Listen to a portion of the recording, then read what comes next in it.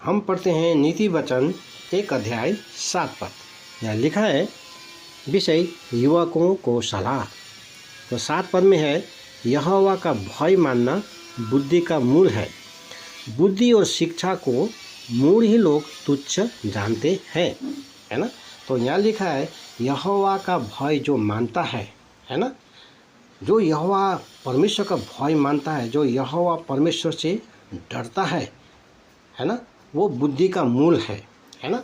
क्योंकि जो परमेश्वर से डरता है वो बुरे काम से वो है ना दूर रहता है, बुराई का रास्ता में वो चलता नहीं है ना, और वो परमेश्वर का आज्ञा को पालन करता है। तो परमेश्वर का आज्ञा पालन करता है तो परमेश्वर से जो डरता है, परमेश्वर का आज्ञा पालन करता है, तो परमेश्वर का प्रेम उसमें बना रहता है ना।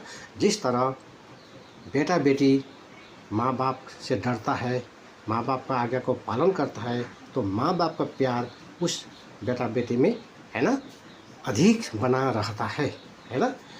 उसी तरह है ना जो परमेश्वर से डरता है, और परमेश्वर से डरना ही परमेश्वर का प्यार है ना, परमेश्वर का प्यार है। तो परमेश्वर है ना, आज परमेश्वर से डरता है, संसार में है, परमेश्वर का भय और डर में है ना वो रहता है। तो एक दिन है ना, एक दिन वो स्वर्ग में है ना परमेश्वर से डरने का उसका कोई है ना कोई जगह है नहीं, और वो परमेश्वर के सामने वो है ना प्यार के साथ, खुशी के साथ है ना परमेश्वर के सामने वो जा सकता है ना। क्योंकि संसार में उसने परमेश्वर के भय में वो रहा। अब स्वर्ग में वो परमेश्वर का है ना नज़दीक, परमेश्वर का है ना प्यार में वो बना रहेगा है ना। तो हम देखते हैं इब्रानी का किताब 10 अध्याय 31 पद में यहोवा परमेश्वर के हाथ में पड़ना है ना बहुत भयानक है। और इब्रानी का किताब 12 अध्याय 29 पद में लिखा है ना परमेश्वर भस्म करने वाला आग है।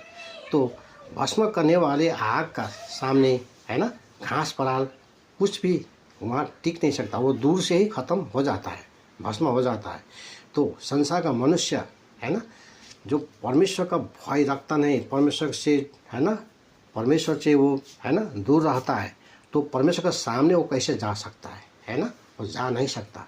लेकिन जो परमेश्वर का भय मानता है ना, वो परमेश्वर के सामने जा सकता है।